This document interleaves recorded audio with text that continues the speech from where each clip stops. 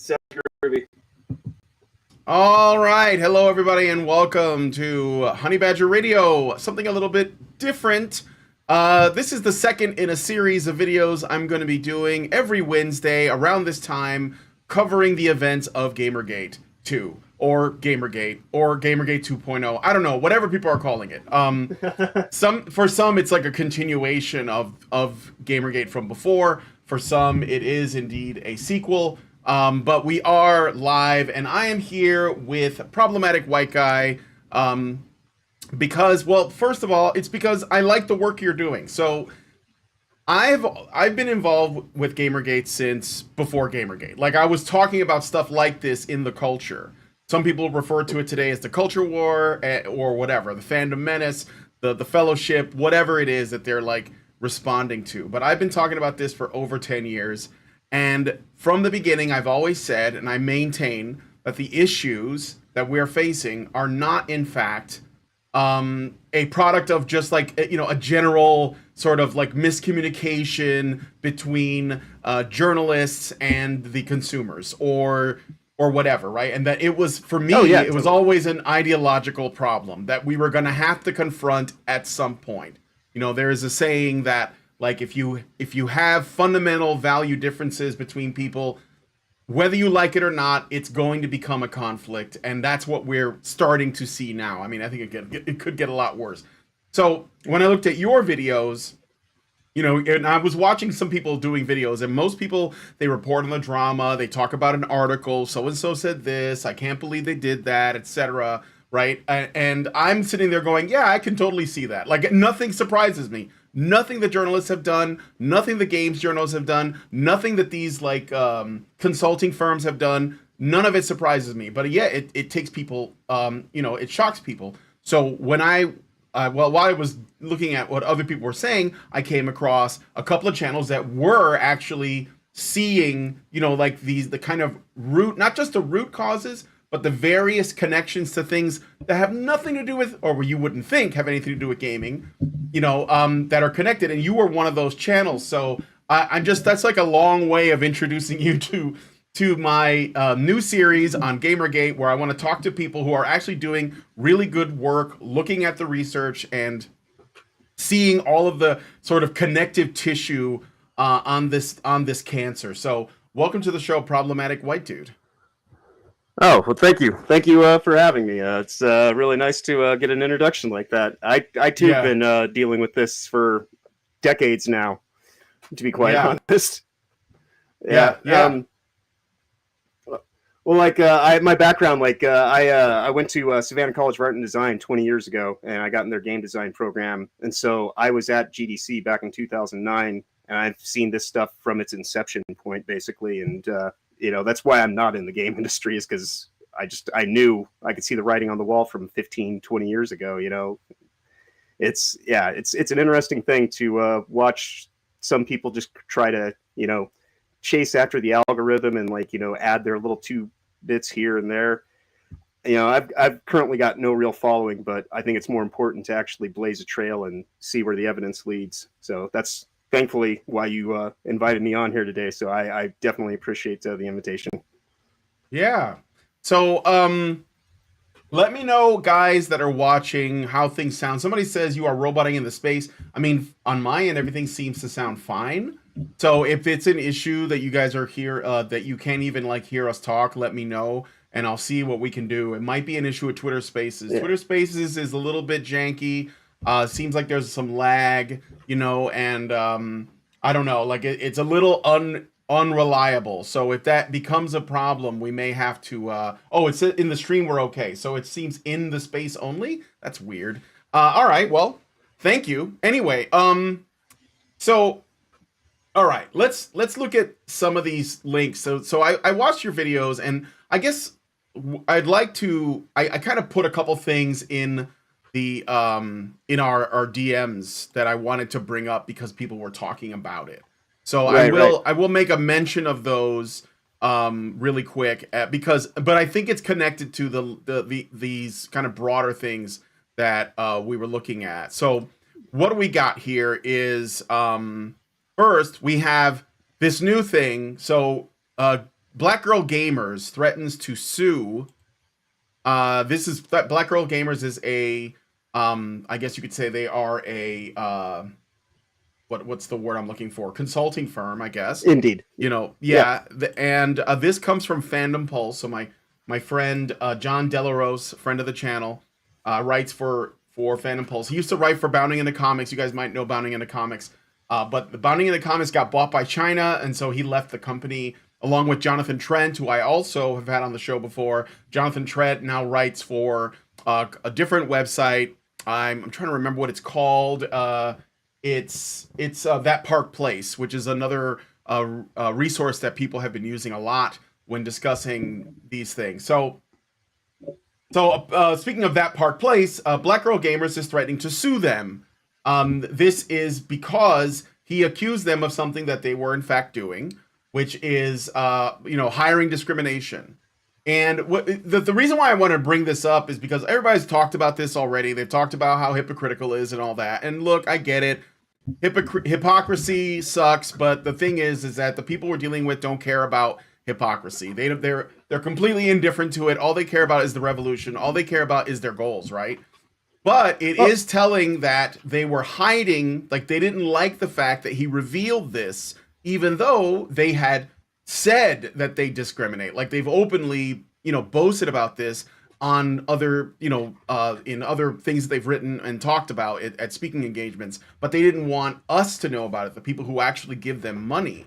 And so this is like what I think is most interesting is that they have admitted to this, they have said it themselves, and yet when we point at it and say, oh, look, they're doing that thing that they said that they're doing, they get upset and say, no, that can't be proven. You don't know that we're doing that, and also we're suing you.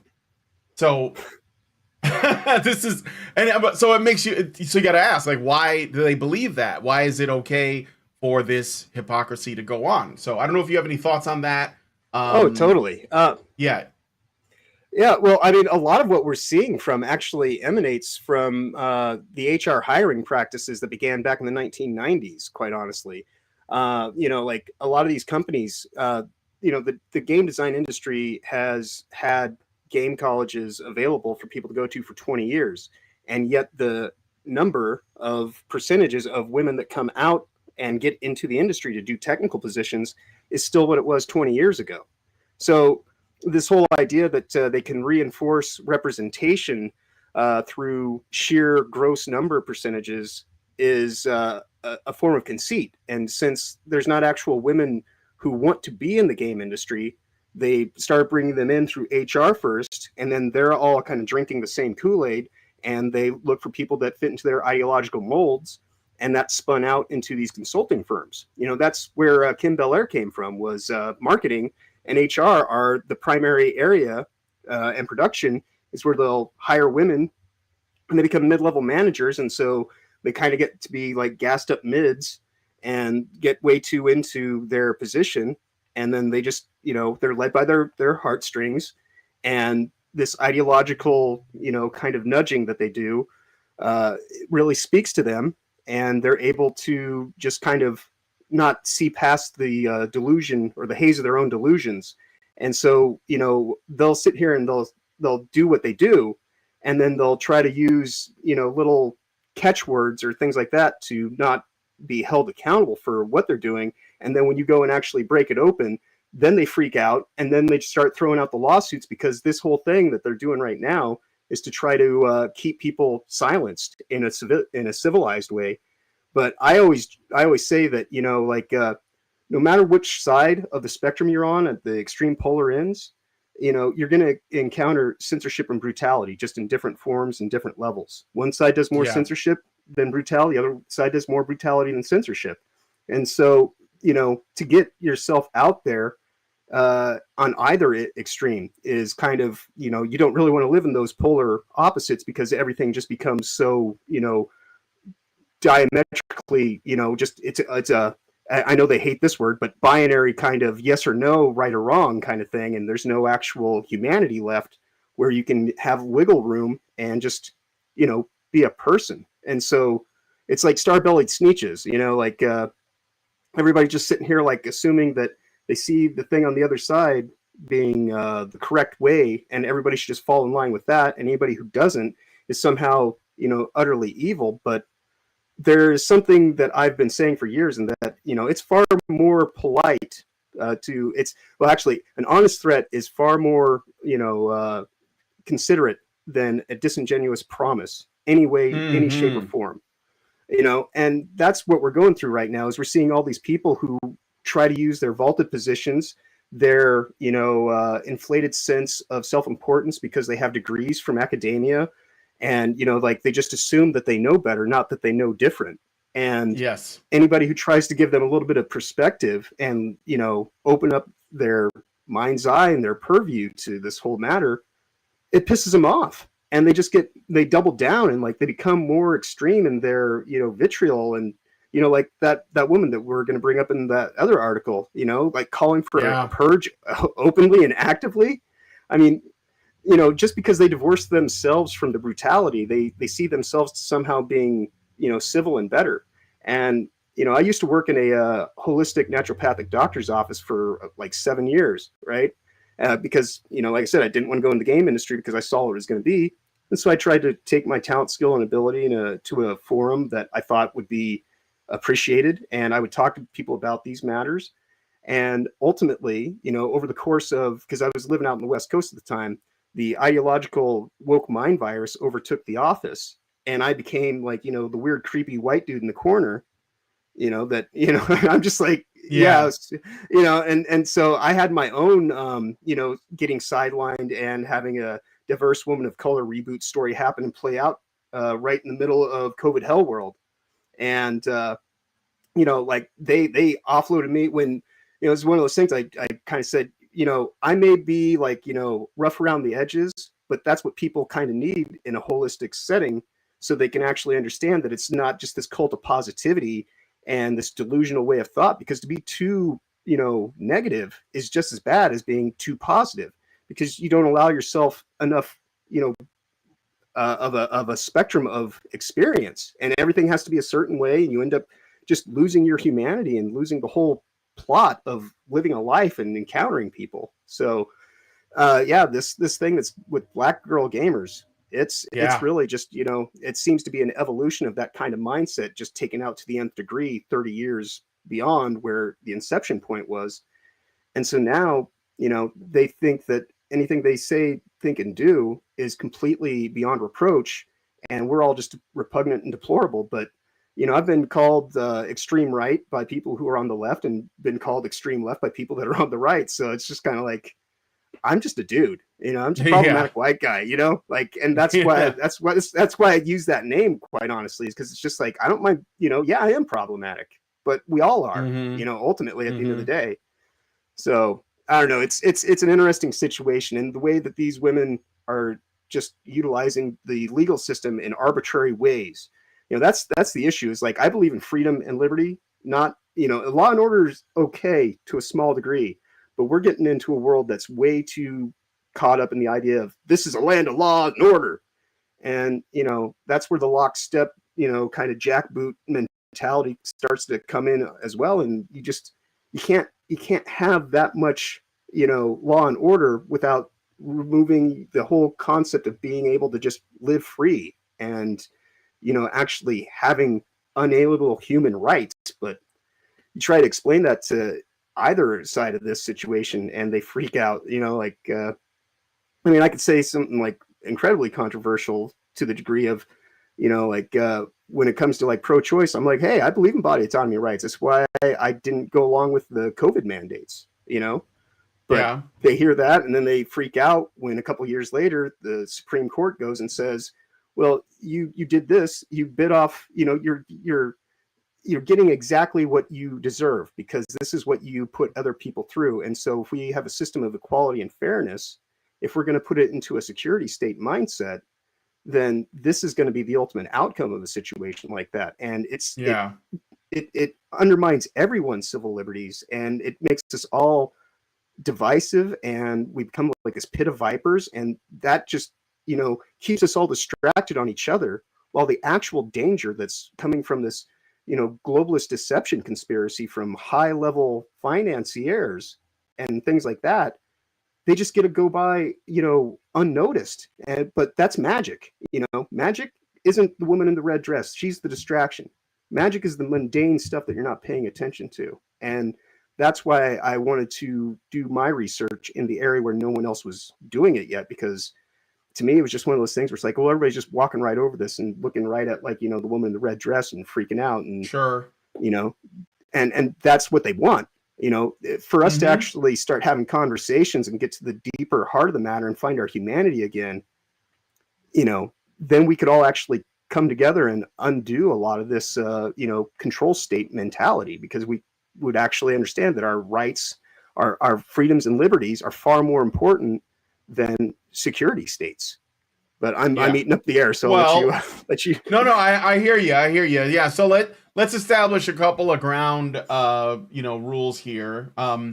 Just for the people who are inside of the spaces, I see Phoebus, Chit Chat Cat, and InQcell are in there, and I have at least one request to speak. So what I'm going to do is I'm here mostly to talk about the work that Problematic has done. He's given me some links. And this is about talking about, like, there is a much bigger thing happening. So one thing that I'm really happy about is that this time around, people who are reporting on this stuff are starting to, like, look behind the curtain. They're seeing, the DEI stuff, which stands for what is it? Didn't earn it. Diversity, equity, and inclusion. Well, yes, but I also call it didn't earn it. Oh yes, totally. Ultimately boils down to. So yeah, DEI stuff and the the ESG scores and BlackRock and the investment firms, and the fact that this is unique because this kind of woke stuff, as people call it, wokeness, creeping into their hobbies and video games. This has been going on in our media for a long time, but the thing is, in Hollywood and in our television and even in our music, it was a slow process that we didn't really keep an eye on. But that was because at the time, those particular entertainment industries were kind of guaranteed to grow, right? Like, you knew TV was going to be big, you knew that films were going to be big, but video games for a large part of the early of its early life, like when you had pixels on an arcade machine, people thought that was just a children's diversion, right?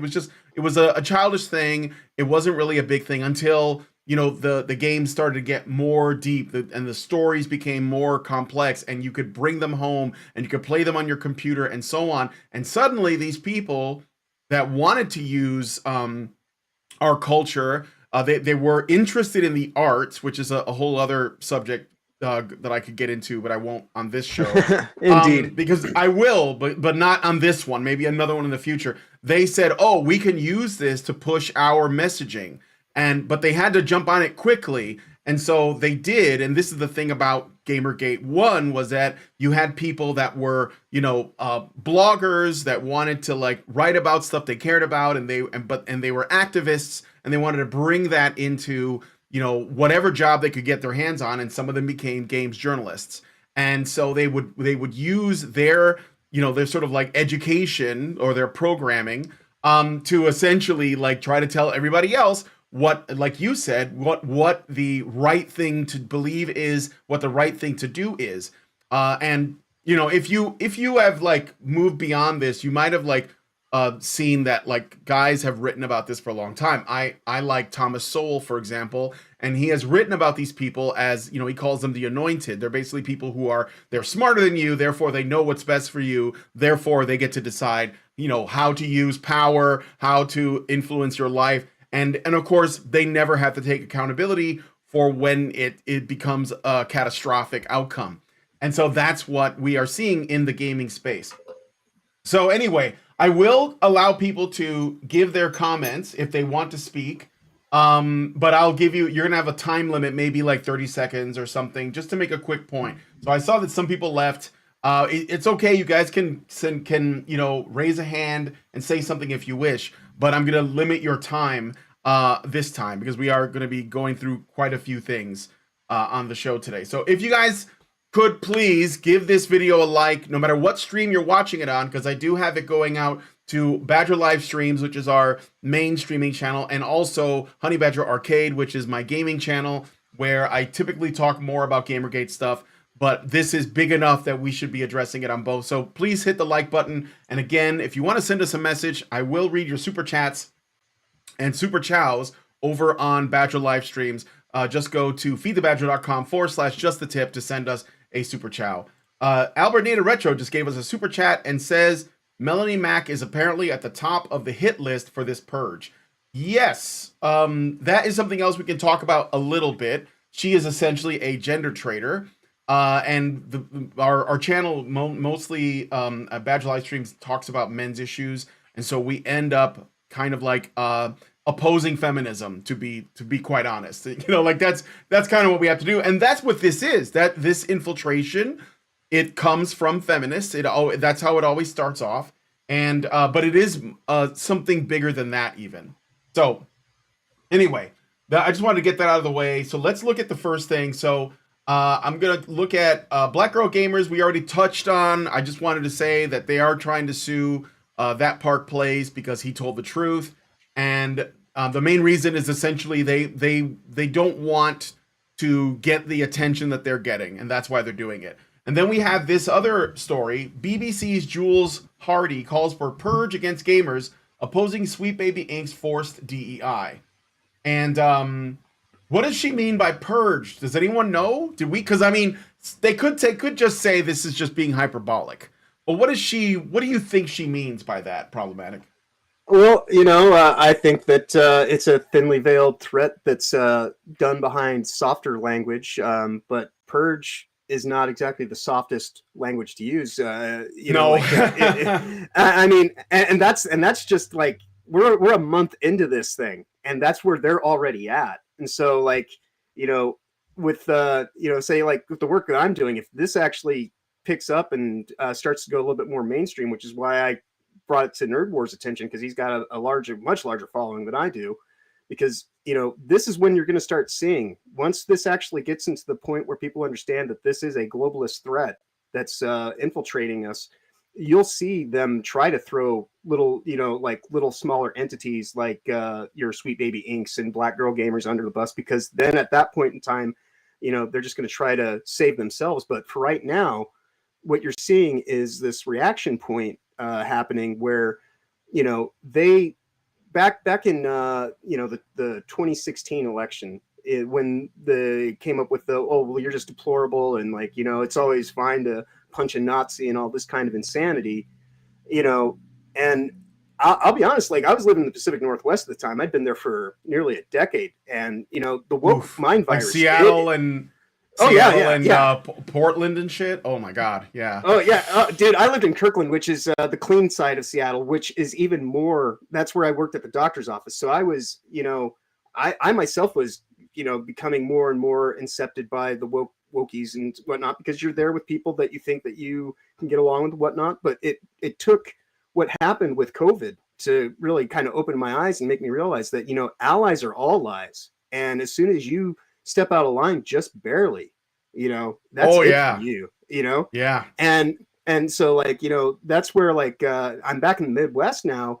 And, you know, like, there's people that I don't necessarily see eye to eye with ideologically or anything like that, but that's the way it's supposed to be. We're all humans, like, you know, like the ability to actually have disagreements and use that as a way to refine your own ideas and beliefs. That's an important thing. And they can't go along with that. And so now that, you know, this is a month in, and they're losing, you know, their sensibilities left and right at every turn, you're seeing them ratchet up way, way quicker. And we're just like, well, we're not going to pay for your crap. And they're like, well, we're obligated to, you know, give them money so they can maintain their jobs, even though, you know, on the other end of the part of it, you got the financiers who are telling them, yeah, don't worry, we'll still, you know, we still got you backed. Even if you don't have money coming in from this one end, we're still going to do it, because ultimately the money is just a means to an end. You know, like, this is about power and control. Money, you know, we've been living in a zombie economy for 40 years. And so, the more inflation that happens, the more we become financially debased and the less purchasing power we have. It's not that things necessarily cost more. It's just our money is completely worthless. And I still attest that that's what the whole COVID hell world situation was about, was to destroy small businesses and create this ideological situation where they're going to try to, leverage their power and might against anybody who can't, have the capacity to compete. And that's why I always tell people, you need to start a garden. You need to look around you and see what it is that you can do for yourself or learn for yourself to improve the situation. Because if you leave it to the powers that be currently, then they're just going to keep putting more poison into your food supply, more poison in the water, more poison in your entertainment. They're trying to get us to be completely sick and tired and, fatigued and just completely unbearable and reactionary, which is what they become themselves, And so that's part of the whole conceit, is like, if you don't go along with it, then obviously you're like the worst thing that ever happened. We're just like, no, man, I just have like opinions that I have no problem with contextual based stories, but content driven narratives are not that. And that's what they're trying to force onto us with all these agendas and all this nudging. And this woman, I'm sure at some point in her life, she wasn't so, insane, but like I say, it is totally the mind virus. It gets inside your head and you just get in your echo chamber and like you are, told to be afraid of everyone and everything. And and it's all this kind of stuff. And so, oh, well, I was just going to say, it's so to kind of comment on the Melanie Mack thing just slightly, that's like modern feminism is anything but feminine. And so when they see a woman like Melanie Mack, it drives them insane because she's actually, a real woman, and attractive in every way. She's completely beautiful from her soul outward. And all these, modern feminists who do everything at the surface level to hide their conceit and all the things that are right behind that thin veneer of makeup and, expensive clothing and shoes and all that kind of bullshit. Not to say that, women can't do that, but the way that it's kind of, done, and even feminism now doesn't even represent feminism. It represents men pretending they're women, so. Well, I think I don't want to go into a conversation about feminism because that would be a whole different show. Right. No, I don't have a problem with it because I'm very well equipped. But all I will say is that I think that feminism as it exists now was always going to be the inevitable outcome of feminism from the past. So it wasn't like no one. I mean, people will look at it and say, "Wow, where did we go wrong?" And it's like, well, you were always wrong, and this is the reason why we're here. That's decades. Go ahead. Yeah, well, I was just gonna say, hundreds of years actually. It's very old. It's really really old. Oh yeah. So, go ahead. Well, I was just gonna ask you that. Why do you think? Before we get into, because I want to get into the sustainability goals and the other things that are planned that they're gonna, and the nudging in particular, because that's the thing that's happening with gaming or with the all of our entertainment. And I think it's an important thing for the people that are here because they support GG2, and so that they know, what is going on, because that's what I want to do.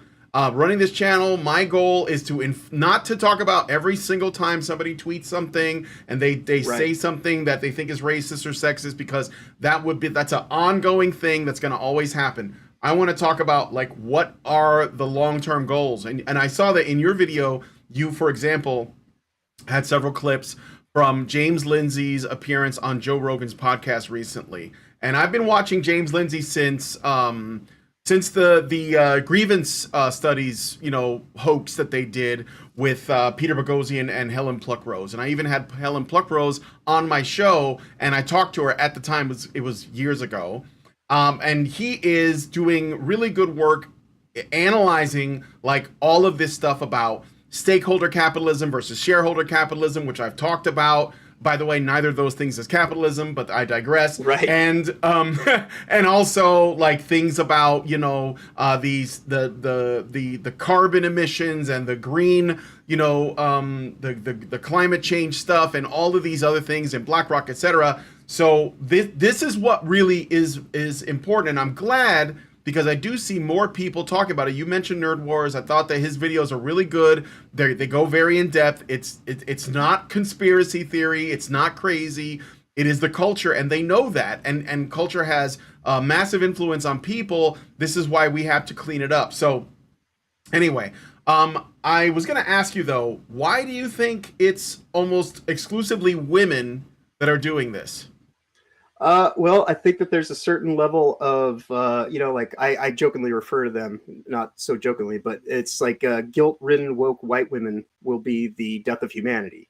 And it's because, like for as much as they want to talk about white privilege and all that kind of stuff, women are woke white women are right now perhaps the most privileged, subset of people in America right now, because they sit here and they try to do white knighting for all these people that they don't actually believe in as people, and they need to have our, like they're also caught up in their emotional connection to this thing, that they have no understanding that, about logic and reason and legitimate discernment. And it's crazy, but I think that, they want a world to be so much that, like I always say that, if you really want something, you're going to go after it.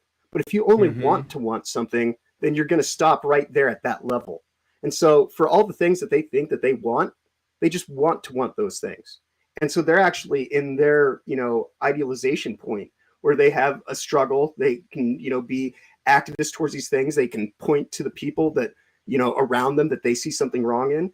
But all those things they point out in other people, it's a cracked reflection of the shadow that they're hiding inside themselves. And until they actually take the time to actually realize just how infested they are with, like, these judgments and, these, just hardline kind of, oh, it's got to be this way. And like, like you can't trust anything.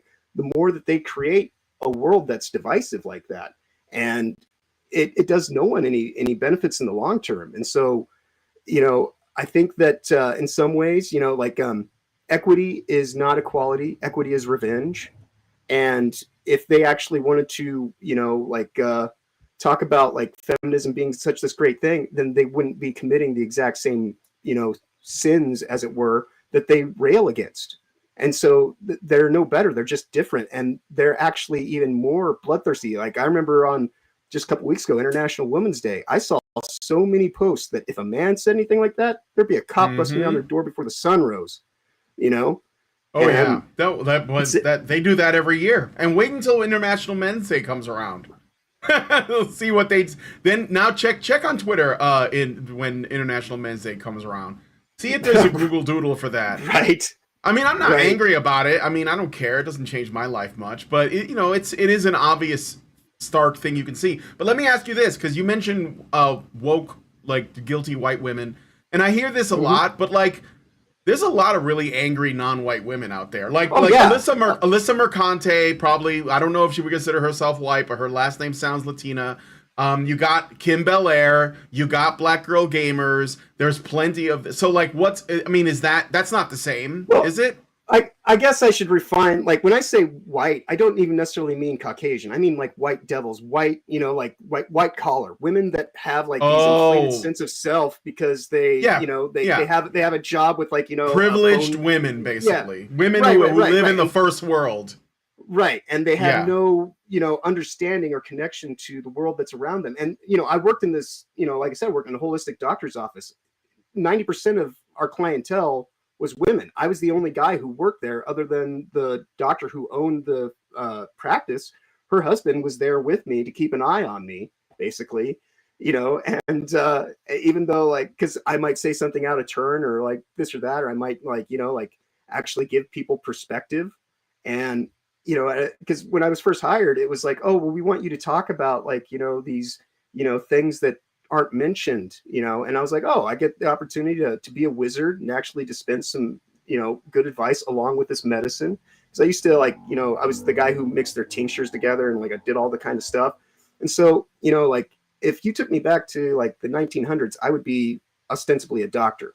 But in today's modern culture, I'm just a guy who like, knows how to like mix things well and actually like, I could run their systems and everything like that. I had all these talents, skills, and abilities that none of them could have, but they were all, just unyielding in their politeness and their kindness and their willingness to come off saccharine sweet. But, like when I wasn't in the meetings that they were in, the woman that I was involved with at the time, she would tell me like how much they just loathed and detested every little bit of me, but anytime I tried to talk to them, they either would put on a false front, or they just didn't have time to actually carry out a conversation, because ultimately I was just there like a pet, and that's kind of the crazy thing that we have going on with like this whole, where is this leading to? That's the reason why there's robots taking over jobs and doing all this kind of stuff right now, because they want robot butlers. And the hilarious thing is that ultimately the women themselves are also being exploited in this whole endeavor. The ones that we're talking about, the ones that are kind of white collar, because they were all hired as cost saving measures. And this idea that it's to, balance things out. Yeah, it's to balance the books, not, representation. That's just a good way to sell it. Like the show and tell is the show and tell. The reveal is the reveal. And generally they are not the same thing, so, I would try to like talk to them in, legitimate terms, and they just, at a certain point, they couldn't take it. And so like, that's when the doctor that I work for started looking for a woman to replace me. And it took 5 different women coming through the doors. And ultimately I ended up coming down with COVID when I finally took a break after 2 years being, frontline deep into the madness. And while I was, at home sick, recovering, the doctor, she just sent me an email and said, don't worry about coming back.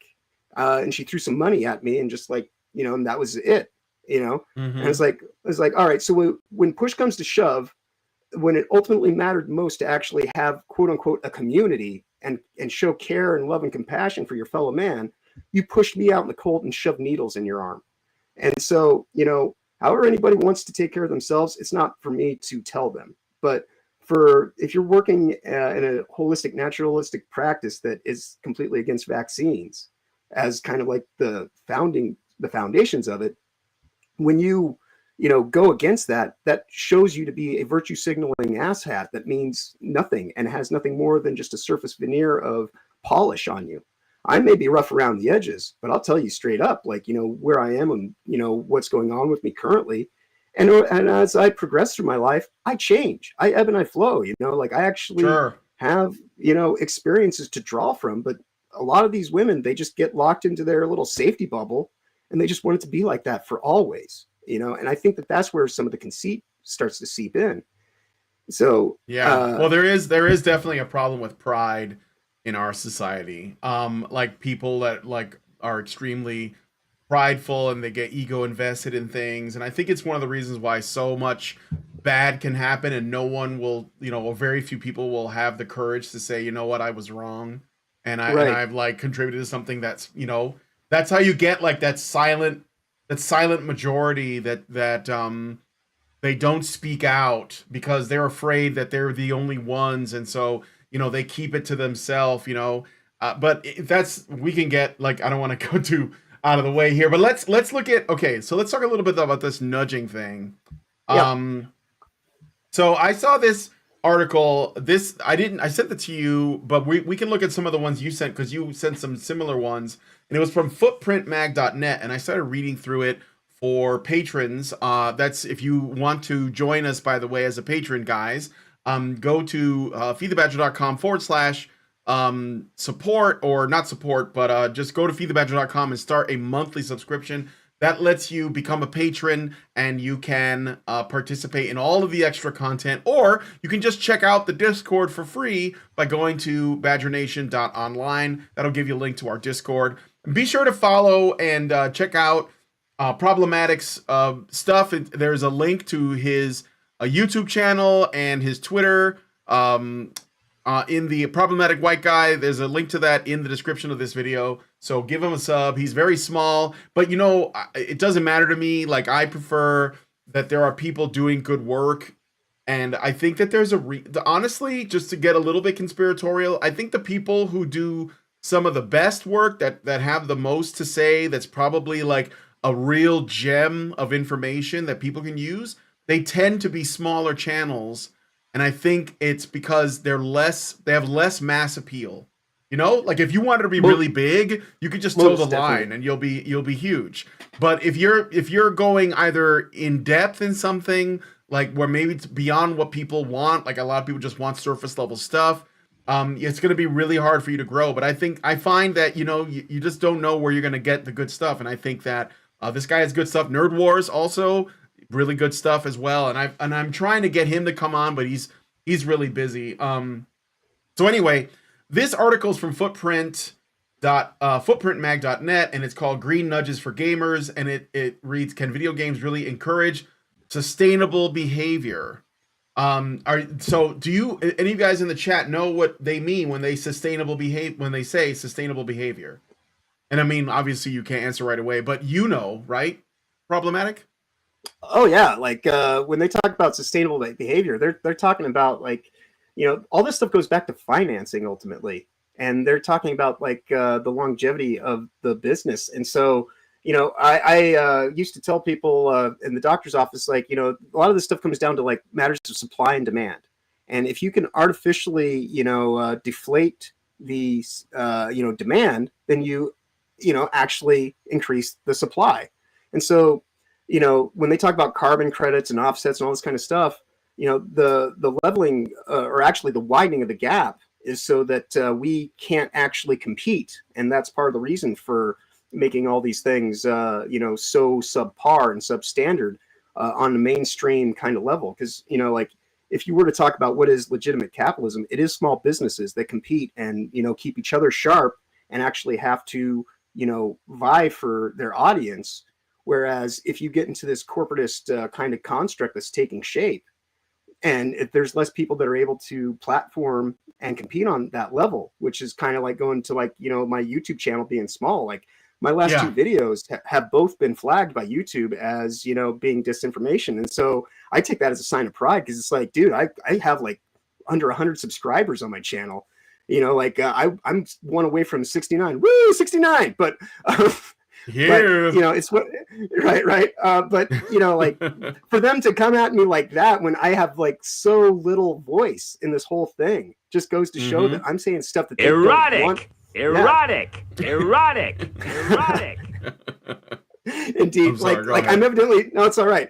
I'm evidently saying something that they don't want people to hear for themselves to actually discern and make a choice and a decision. They just want to, like, you know, paint me with this brush, you know, and just say, oh, you can't listen to anything this guy has to say because clearly he's, like, you know, off the wall. And like, and that's part of the reason why I go by problematic white guy as well, because it's their framing techniques. I just go and I completely dismantle it, because it's like I walk through the door and it's like, yeah, I'm problematic. What are you going to say about it? You know? Like, yeah, exactly. It's like, now what, right? Yeah, absolutely. And sustainable behavior is essentially, a lot of it has to do with, you know, like climate stuff, or at least that's the excuse. But ultimately, it is about control. And you're right from before. I wanted to mention this because a big mistake that a lot of people that talk about this stuff make is they think that everything is about money. And I've been saying for a long time that it can't be about money, because why are they all for printing our money into oblivion? They're obviously more concerned with power. In fact, if you have power, you don't need money, because like you can just get what you want. Like, why is it there are people like, oh, I don't know, Jeffrey Epstein? What was his job? Does anyone know? Well, we know he was really rich, right? Like, I mean, like, right. If you know the right people and you do favors for people and you get favors done for you, money just doesn't exist for you. So yeah, I mean, I think that ultimately people should know that even when BlackRock spends, you know, billions of dollars on companies, if they follow these ESG guidelines that they set because they want to force behaviors, as Larry Fink said, you have to recognize it is not about money. And this is important because people make this mistake of saying, oh, this is the fault of capitalism. And it's not. First of all, capitalism is a non-word. Again, read some Thomas Sowell and you'll understand. But it's about power, because if you have power, you don't need money. Money is simply a measure of the value of your labor, right? Or the Most value definitely. you bring, right? It's like whatever it is, whether that's an invention or a service or you grow something, whatever it is. So, and yeah, like you said too, in a real market society, there are no corporations because corporations are a marriage of government and a company. But the government aspect immediately cancels out it being a free market entity. So another thing that often gets blamed on quote unquote capitalism is corporatism, but that's just not the same. Corporations couldn't exist No. in a free market. So this is an important distinction to make because unfortunately, if you're involved with Gamergate and you were like one of these people that was like, "Oh, I don't want to deal with politics," you have to. Like it's being forced on you. So you might as well be equipped. And the best part is, guys, we can win this. I mean, we can win this. We can do real harm, and I think we have to. So so that's what the green nudges thing is about. So what's going on with let me see, what do you got here? I looked at some of the stuff. Atlantic Council, Adrienne Arsh Rockefeller Foundation Resilience Center. What's this? Yes. 1 billion resilient by 2030. Is this the another climate thing that they're doing? Oh, most definitely. Like their whole methodology of pushing this forward is under the guise of trying to prevent the climate crisis. That's actually how I was able to make the direct connection of all this stuff being tied back to the United Nations and the World Economic Forum through this think tank that's owned by the Rockefeller Foundation. And so the Atlantic Council, they have multiple smaller divisions. And so this push for resilience, the woman who's their head of finance directory, or the director of financing, she was part of the UN, part of the WEF, and then she got into this government think tank. And then for whatever reason, last week on Tuesday, her and a whole bunch of other people that are connected to this think tank had a 8-hour long session at GDC on Tuesday in the middle of everything. And so like I've been saying since then, since I kind of like did the research and realized what was happening, this was being hidden right out in the open, that GDC does not mean Game Developers Conference. It is, a globalist deception conspiracy. And like the event itself is just a sock puppet event to have a deflection. Like I say things like like precious gems are like, because I think about things like in terms of magic. I love Lord of the Rings, right? And there's a huge difference between being a wizard and being a sorcerer. They both use magic, but a wizard will share his ideas freely and let anybody run wild with them, whereas a sorcerer needs their source of power to hold it over you. And so, back in 2009, the Women's International, it's called the WIGSIG, Women in Gaming, was the first. Yeah, this was the first special interest group that like the IGDA itself is also a special interest group, and they're based out of the UK. And so that's the International Game Developers Association. And so they started going into these measures and endeavors to, enact change based on representation. The program director we had at the college I was going to at the time was this woman who'd been in the industry for a number of years. She actually had a little bit of like she had experience and this and that, but she was all about trying to promote women and at the behest of actually teach anybody talent, skill, and ability, and having that be the thing that we were supposed to be learning in art school. And so this does tie into academia right along with it. I like in my video I said what academia is the indoctrination point, and then the industry is the inception point. And so they try to get people that already are drinking the Kool-Aid to come into it, and then it becomes easier to do the inception. And then once the inception happens, anybody who doesn't measure up to where their standards are at, they get forced out, or their lives just become unbearable to the point that they walk away. And that's, what was happening to me, even in a doctor's office setting. Like these things happen in all sorts of spaces. And with the gaming industry specifically, the way that it has kind of taken hold is through this back channel financing. And this was all instituted under the ideas of, well, since we can't get the women who have the skills, we'll put them there and they'll give the oversight. And, they're just kind of trying to force the narrative, and have a content based kind of outcome rather than actually trying to contextually tell better stories and use this technology for what it was meant for, which was supposed to be, you know, artistic integrity and free artistry and, you know, Yes. giving people more of a voice. I have no problem if, like, you know, you want to tell a woman's story. I like, you know, last week I was watching Bound again, which is an amazing movie from when the Oh, that's Wachowskis were actually. that's the Wachowskis with Jennifer Tilly and Jennifer Shan.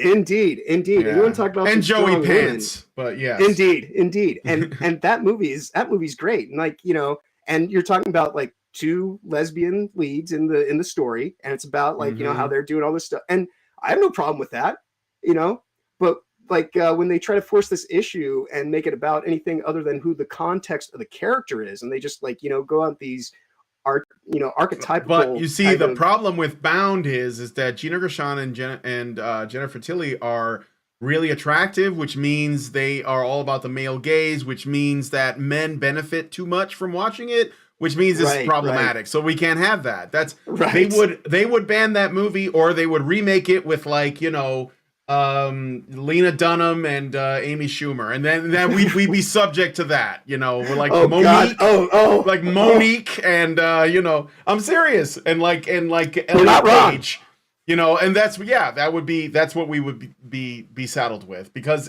because the logic, it's a never ending cycle of like, oh, this, you know, this is enough, you know, of this like wokeness, or this is enough. And then like in 2 years, it's not enough. Oh, that was way too problematic. We got to step it up. Like, the problem with progressivism is that it doesn't have an ending. It's just like a constantly spiraling thing. That's why they always eat each other, because inevitably somebody's going to step out of line. It's like a reverse like black hole earlier, you know, that spits everybody out. That doesn't that doesn't like cling to the center as much as possible. Oh yeah, no, it's like I said earlier, allies are all lies, and it only takes one infraction, and all of a sudden you're part of the marginalized troglodytes and deplorables that, you know, need to know better, or like, you know, that should be purged. Yeah, exactly. Yeah. And so like, and as long as they can divorce themselves from the dark aspects of their dealings, they feel as though they're above it all, and like it's not them. It's just, you know, the societal ills that have to be done away with, and that sounds a lot like, you know, Weimar kind of, you know, Germany, and like, you know, it's like they don't want to hear that, because it's like when you talk about like what is fascism is, you know, this conceit that, you know, you can just use too much law and order to keep everyone in line, and that goes against the basis of actually, like, you know, being able to live a life. And it's the end product of statism. Everything outside this, everything within the state, nothing outside of the state, right? Everything for the state. So, and they're okay with that, because what I think the thing is, like, why are women drawn to fascism? Because that's what we're talking about, really. They are, because fascism, or a large, all-powerful government, is a good substitute for a man. It is essentially the replacement. And you can see this in, for example, the welfare state. So a single mom or a woman is on welfare. She has babies. The government tells her, the more babies you have, the more money we'll give you, as long as there isn't a man in the home. And so the government replaces a man, and women want a man that will keep them safe. So in the event that there is no man, then they want the government to do it. And that means that if the government says, we will protect you, but you have to keep voting for, you know, this guy or this party or whatever, then women will, as long as they're in that position where they're in need of the state to replace a man, they will vote for that. And there is an incentive then from the government and NGOs and the United Nations and all these other groups to keep women in that position of being without a man, so that they will continue to vote for that. And that's why we have a lot of the social problems we have today, is a byproduct of that. And at no point does anyone have the courage to say, you know, women, we got to do something about this. Like, it's getting out of, like, birth rates are falling, and these kids are dying really young, and there's no one protecting them, and there's all kinds of problems. But yeah, I think that's the one. And also, by the way, there's another thing I was going to mention is, educated women are a big part of this as well, because they go to school, as you were saying, you know, they go to university, they get indoctrinated, public schools. It starts really early, and they go to university, and they get these ideas in their head, and they go out into the workforce, and they're told that they're smarter than everybody because they have a piece of paper that says that they're smarter than everybody.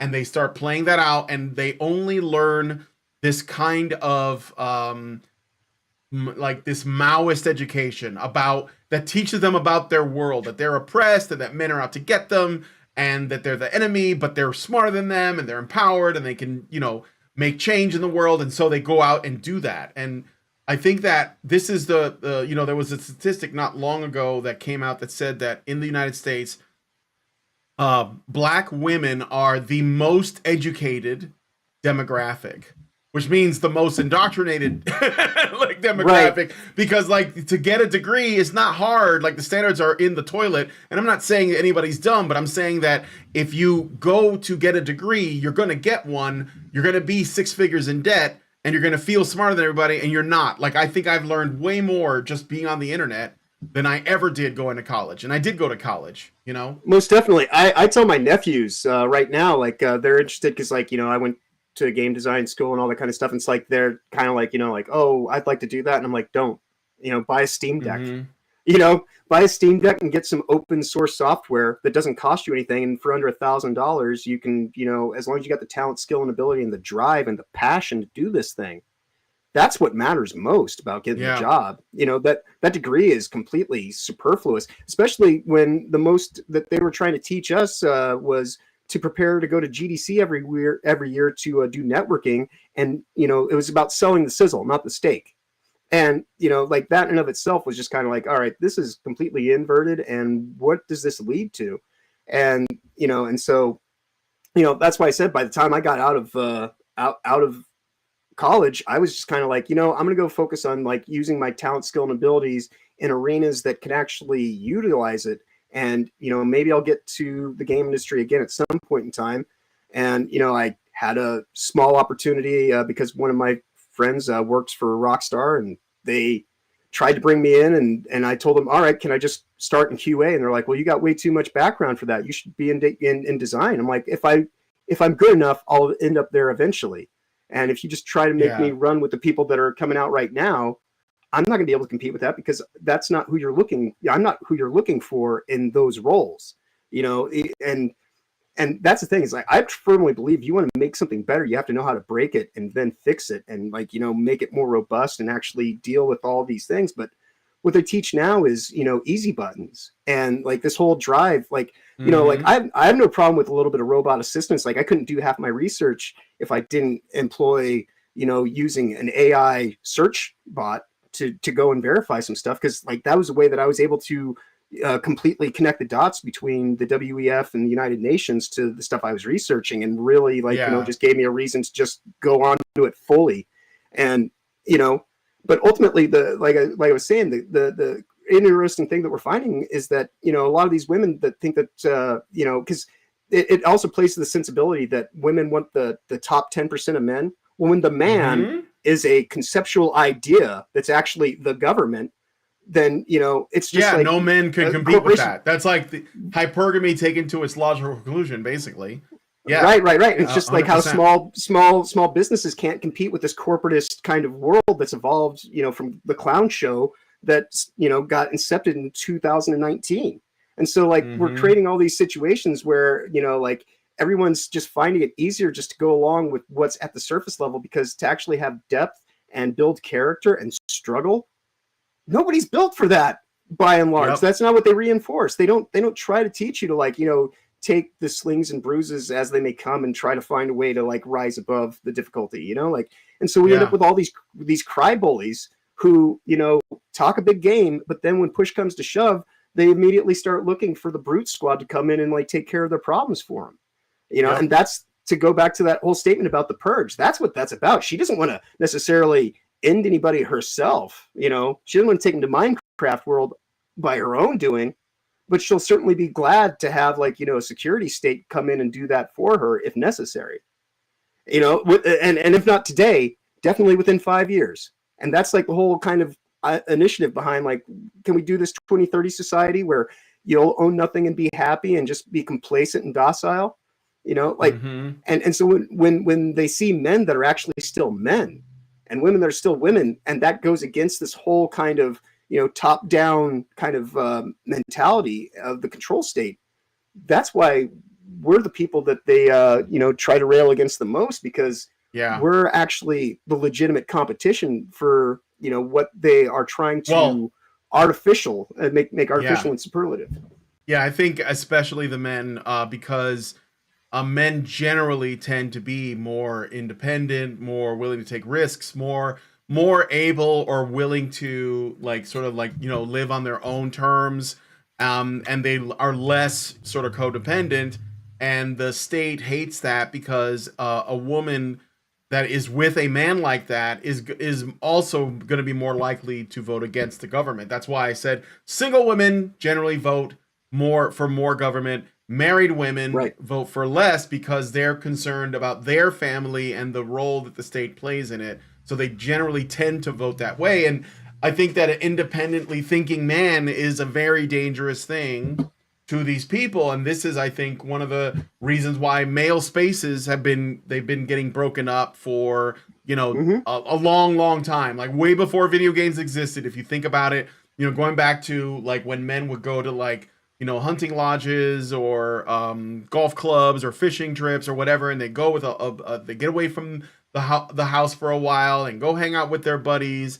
And from that point, there have been initiatives, mostly led by women, to break that up. Like the whole abolitionist, not is it no abolitionist movement? No, not the abolitionist movement. I'm sorry. The prohibition movement was Mm-hmm. set up and run by women that didn't want men going out and getting, and drinking with other men. And the reasoning that they said was because they would come home and beat their wives. But that wasn't really the case. It was actually a very rare thing. They just didn't like that men were fraternizing with each other, because when men spend time with each other, they start talking about stuff. They start talking about stuff that's important. They start talking about they start to organize, Oh yeah. and fraternize. And so all of that stuff gets broken up, either by people, engaging in entryism and then destroying it from the inside, which is what's happening here, or they just break it up in general. This is why you get, as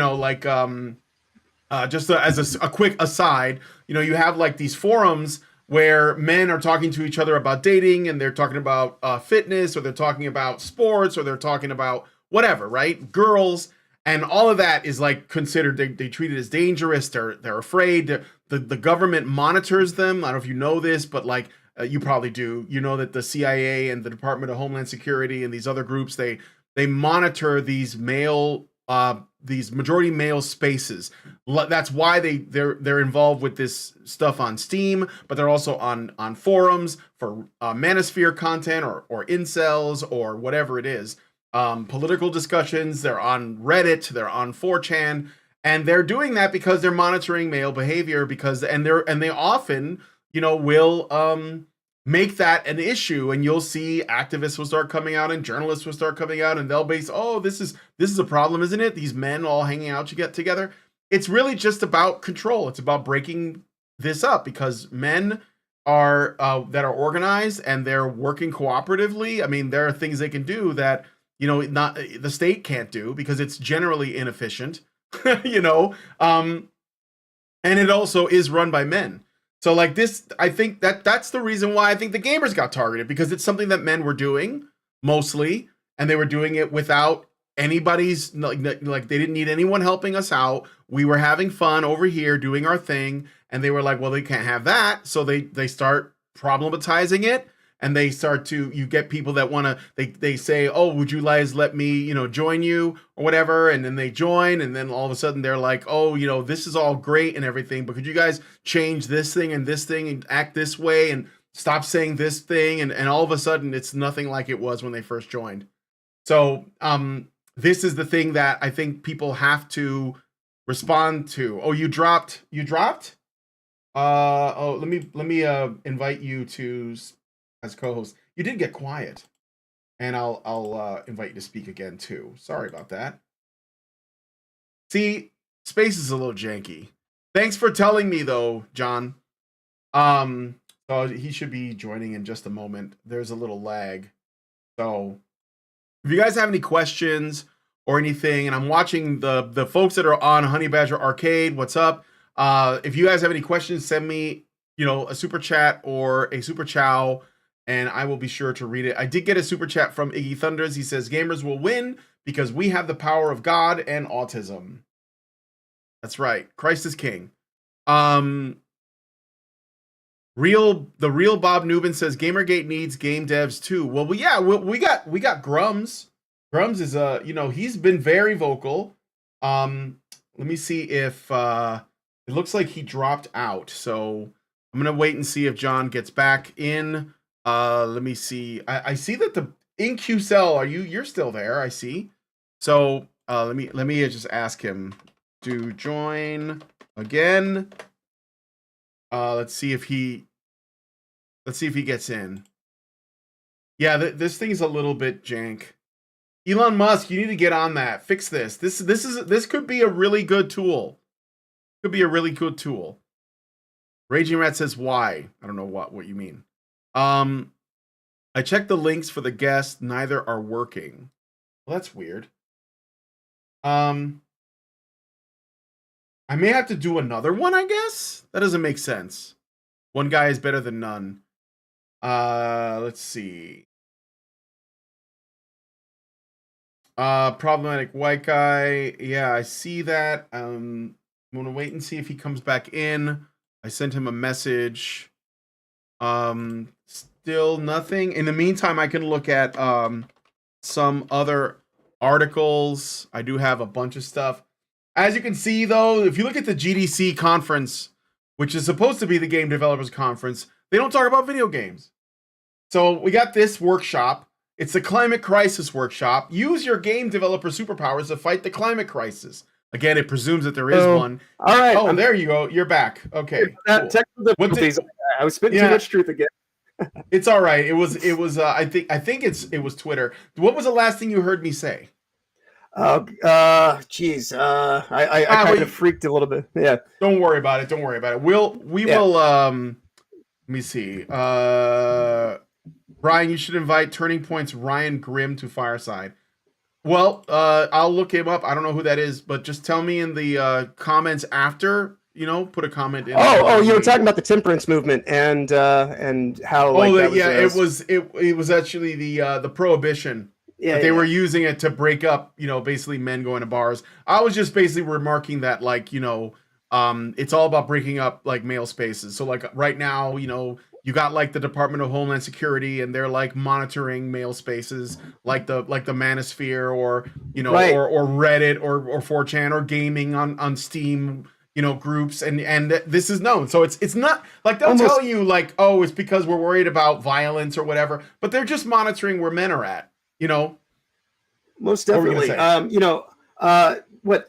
until 2019 and maybe into 2020, I used to have a group of guys that I've known for, decades, and we would play online games all the time together. Right.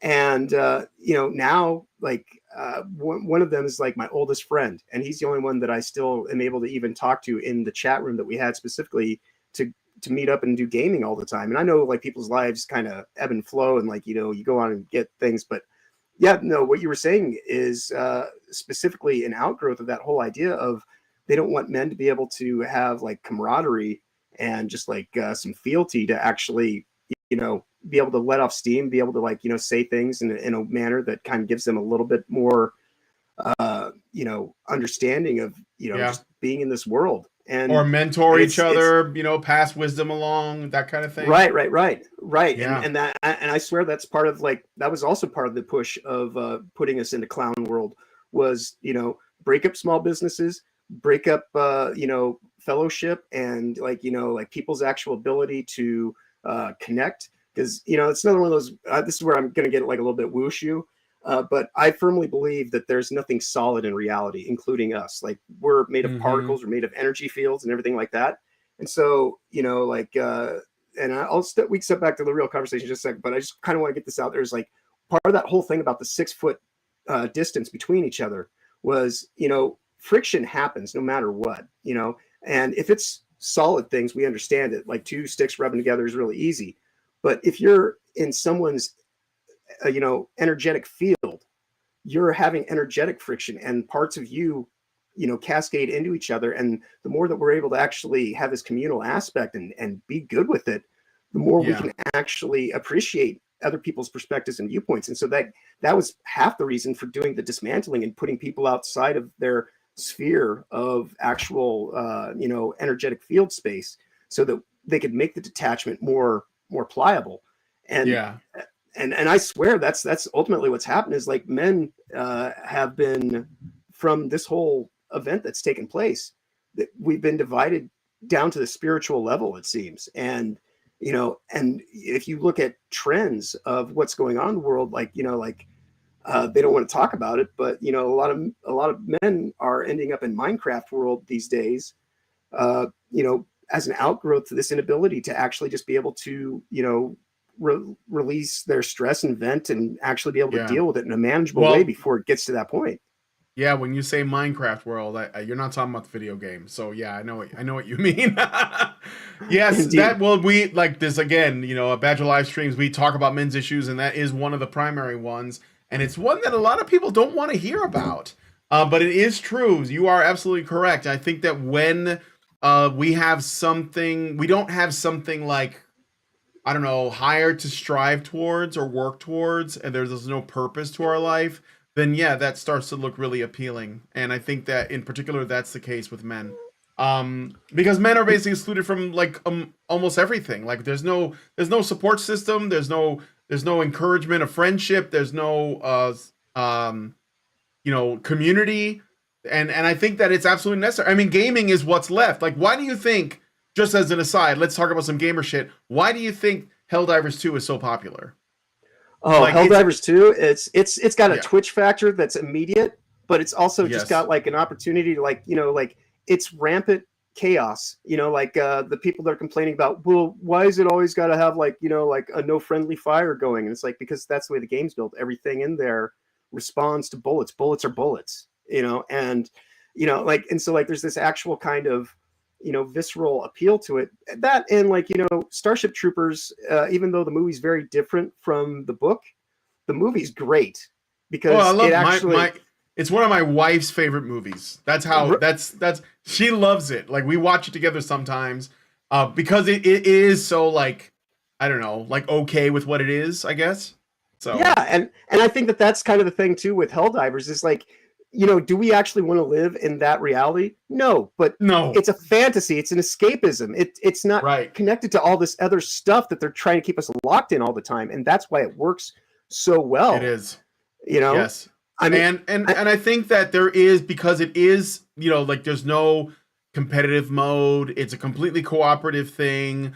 Men, it is mostly men playing, but not exclusively. But we get to go on there, we get to play with our bros, work together. Hey, people die, whatever. We keep going. It's a laugh. I think it's because of the fact that there's a serious bond that can happen. Oh, we lost him again. Shit. What? No, I just got a message from you saying that lost audio. I don't know. I just got that message. I think maybe it might have been my internet because it might have, and it was just a slow delay on the message. That or I'm spitting too much truth and it could be the algorithm doing things. But I think that what I'm getting at though is ultimately I think it is because it's the last it is a last bastion for people to talk to each other and spend time together. And that's what Honey Badger Arcade is all about. I have a gaming channel, but I use it to form community, to talk to people in the chat while I play a game, or if I can, I play with people, at every opportunity that I'm able to. Or I'll play games with my wife and I'll expose her to stuff, or I'll let her play and I'll just hang out and watch and talk to her, because I think that that's when, we can share something together. And I think that it's a really great thing. I mean, you were talking about how you were in the northwest part of the states, right? Did you leave there? Are you still there? No. When COVID Hell World, when that push came to shove, I wasn't vaccinated, so I couldn't even get a new apartment. And the way that my job was situated, my apartment the apartment that I lived in, just to give you kind of the state of reality that we are living in and how techno-feudal it already is. I was living in one of the most gilded cities that there can be. I couldn't afford to be on the lease myself. They wouldn't allow me to live there. And so part of my work contract was the doctor that I worked for, she had the lease on my apartment. So when she gave me the boot, there was no way that I could afford to even go and look at a place, let alone because of the Hell World situation that was in play. People wouldn't even allow me to come look at anything, even if I had money in the bank account. And so I was like, all right, so, like this week I was supposed to be up there closing out my storage unit to bring my stuff back to the Midwest finally after 2 years. And, and instead, we had this weird freak blizzard at the beginning of the week, and now all the snow's melted. And so that makes me kind of question it, but how that even happened. But, but, it was one of those things where I just kind of was like, all right, well, again, to go back to my thing about wizards, wizards rarely go wherever they want to or choose to. They're called and beckoned into situations that they're needed for. And the last few days, once I realized I wasn't going to be able to take my trip, the video that I released today is by far, it's my best work since I was in art school. And I made a video back in art school that made somebody so angry they broke my hard drive. And so that to me is the definition of a real artist, is when you can get such a response out of somebody that it goes beyond just the norms. And so when I was like, all right, well, I'm stuck here, I've already done this much work, I've done this much research, what happens if I go and try to learn keyframe animation again that I haven't done in 10 years and all this kind of stuff? And I just want to push myself and better my craft so that people will actually, because one of the biggest criticism I got last week was from my video about just reading the documents, making connection from the game developers conference to the inception of the WEF and the UN and the Rockefeller Center, all these think tanks. And people were like, your video is way too long, it needs to be 20 minutes, and I'm like, okay, I'm not trying to chase algorithms, I'm not trying to milk trends, I'm not trying to do any of the stuff that other people are doing.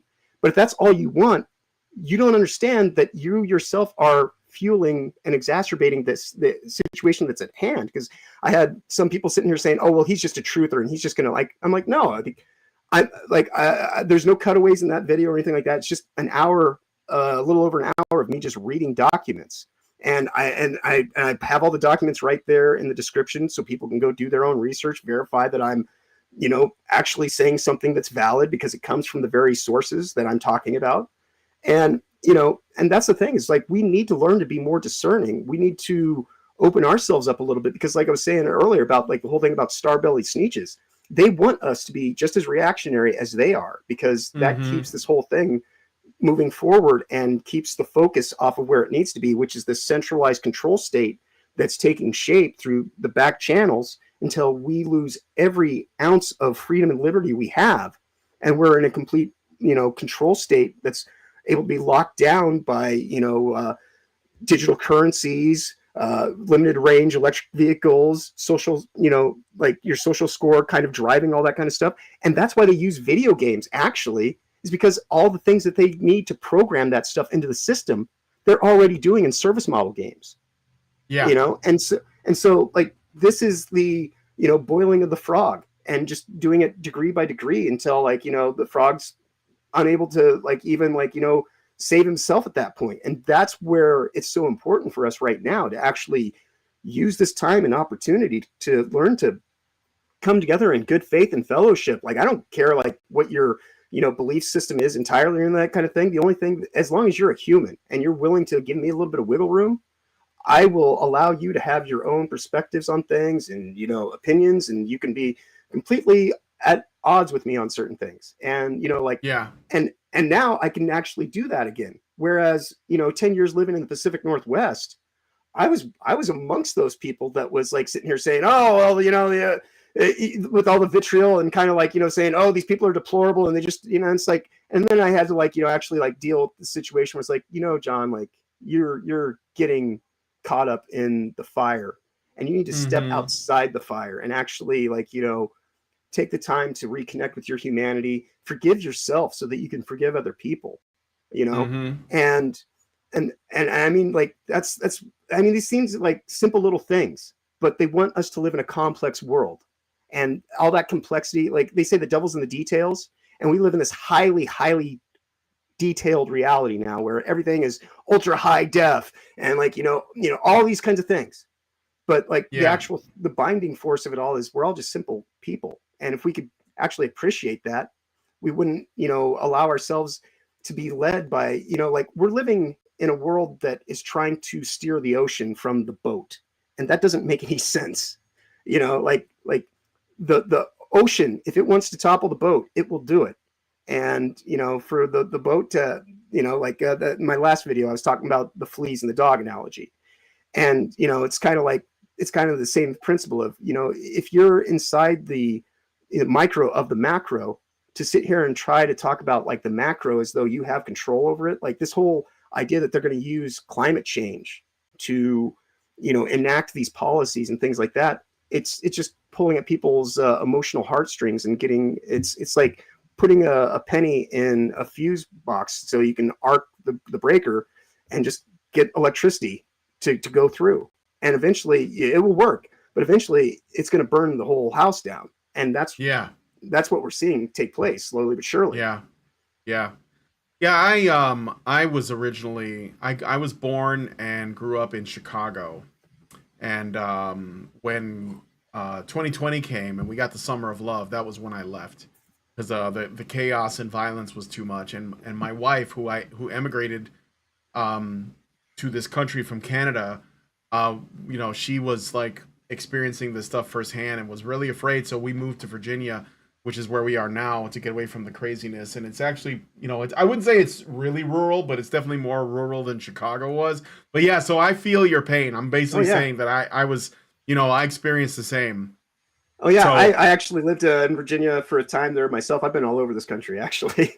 Oh, okay. Wow, that's cool. And I think that's part of the reason why I'm able to have a little bit more discernment about some of this stuff, is because I've lived in small towns, I've lived in giant cities, I've known people of all kinds of different levels of socioeconomic status and whatnot, and like I've had very I've been in the tallest tower when I was living in Seattle, able to look down over the entire city in like this prestigious kind of restaurant. There's like, what's prestigious about it? Because it's like my last video where I was talking about the center of excellence. That's a name they gave themselves, and so much of this stuff is done in the concept of framing. And if they can just get you to go along with the show and tell and the sell job, you never take the time to actually investigate what it's all really about.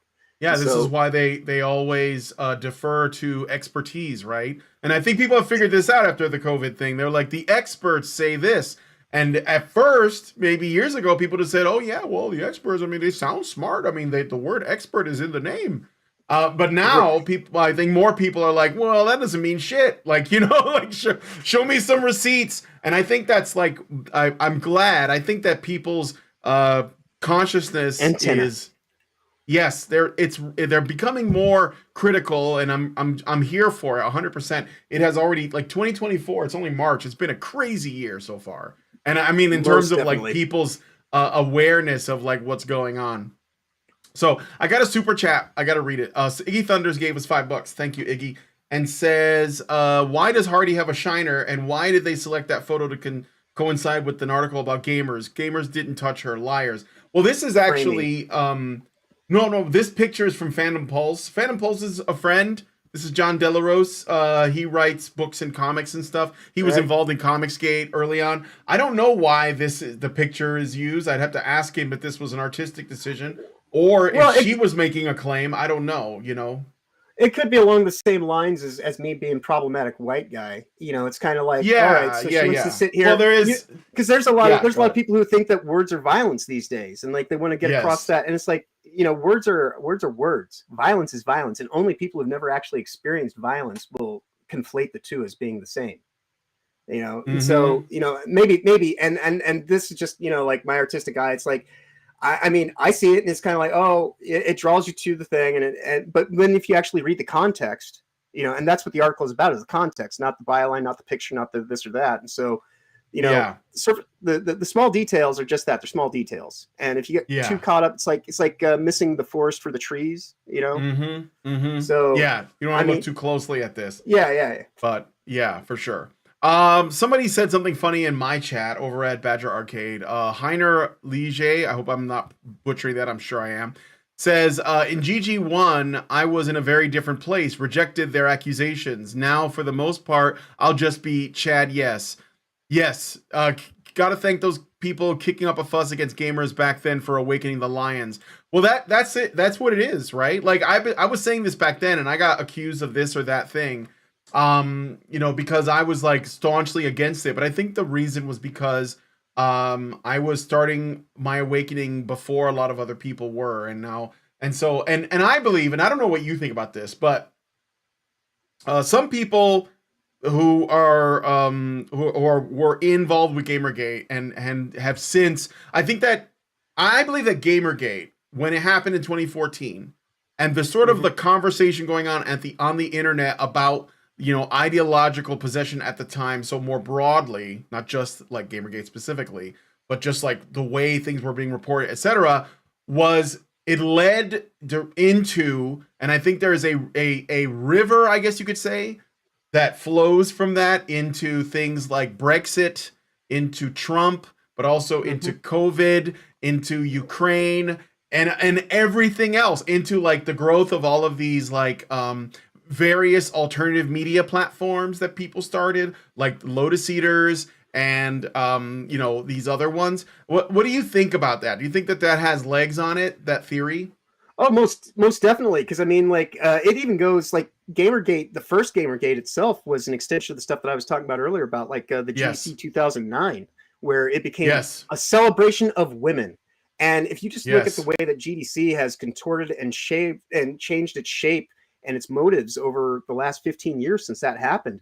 If you go to the front page of GDC right now, the drop-down menu in their About section has two different things on there about like diversity, equity, inclusion, insanity, and sustainability efforts. And so that's what it's about. And that's where I talked about it like just being this sock puppet that's there to gesticulate and act like it's still this thing that is supposed to be for gamers. But the entire time they're working on you and they're trying to undermine your sensibilities and get you to like believe that, red is blue and like up is down and all this kind of insanity. And the work that this Arched Rock think tank did specifically. Let me see. With That's virtual one of the reality. things you sent me. Did you send me that link? Let me see which article is it. I see it. Arched Rock. Yeah, here it is. Innovative policy and finance solutions. Yes.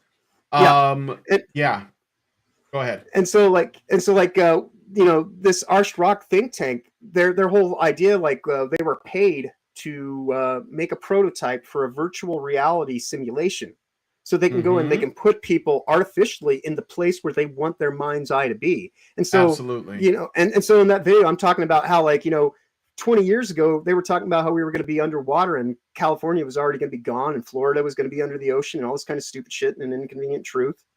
And the inconvenient truth is that it was just a sell job by a con man who wanted to start this means to an end. And we're just seeing the outgrowth of that, just like the zombie economy through inflation. That when you talk about what is the deep state, it's the stock market.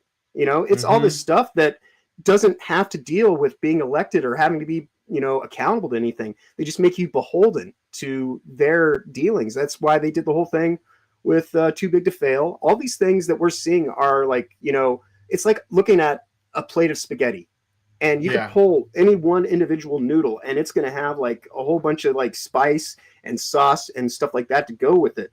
But all of it together is mishmashed in a weird kind of web that, makes it what it is. And, and to untangle it all, you would go crazy. And that's where a lot of people just, they become desensitized to it almost because it involves more time, trust, and consideration in themselves to actually work through it than to just become debased and numb and comfortable with all the insanity that's going on around us. And it's the thing that kind of drives this kind of snarky kind of sense of what comedy is now. And it's my God. Yeah, I mean, it's just there's no nuance, there's no sophistication in the way that people can have a dark laugh. Everything has to be so pristine. But I will say, I think comedy is starting to come around. I think that it's starting. What's that guy? He was on SNL. not long ago. I forget his name. Kind of a fat guy. He does like Yeah. I know oh who my you're talking about. god, I just can't. so hilarious. I was dying. I was like, dude, this guy is gonna be a legend because the field is so dry. I'm sure somebody in the chat's gonna Yeah, tell me. I Minnesota forgot his Chow, name, throw it but in there. very funny guy. But anyway, but I agree with you 100% on that. Yes, I mean like, every area where we would be able to find a release valve, because that's what is, a lot of this is, right? Whether it's like, Hmm. oh, I had a long day at work, I want to play some video games, I want to listen to this, I want to listen to the radio, I want to watch some TV, I want to watch a movie, I want to listen to a comedy special. All of these things are like completely like just it's like a boulder was dropped on them, and you can't enjoy it. There has to be a sermon crammed in there somewhere. And I think the purpose of it is to demoralize us until we normalize it. We're just like, well, that's just the way it is now. That's just comedy now, It's not funny on Right. The new purpose. normal. We're gonna go, yeah, it becomes a new normal. Let's go watch some Hannah Gatsby. It's okay. you know Right. um Right. so but It's yeah, so well, I will say this, because I mean, and a lot of the people I know are pretty demoralized. But what do you think is something that people like? What do you think is something that people can do to cope? And I know that cope is sort of seen as a bad thing, but I think that there is like some use in finding a means to I mean, cope while they're I like being. think we're doing it right now.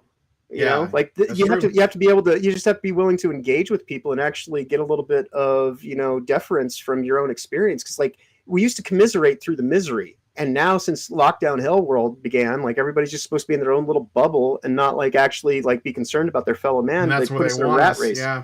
Mm-hmm. right? And so like I was saying, it starts with like forgiveness of yourself and like finding like some compassion to like actually, like so many people eat food like products, but they don't actually eat food anymore, right? Mm-hmm. And so I'm constantly extolling to people the virtue of starting a garden and like having it be organic, and not because like I'm some hipster jackass from the Pacific Northwest, although I've been called that plenty of times, but it's because like when someone like Bill Gates owns the majority of the farmland in America and the majority of the food is filled with pesticides, and he's trying to like, also blot out the sun and everything like that, there's a certain revelation point where you're like, maybe that's not the stuff I should be putting inside of me, because, Yes. the more you reinforce a thing, I firmly believe that, people's bad diets create people's bad thoughts, because there's so much clouded kind of bullshit running through their system that they can't, actually discern anymore. And so, and the way these food like products are made, it just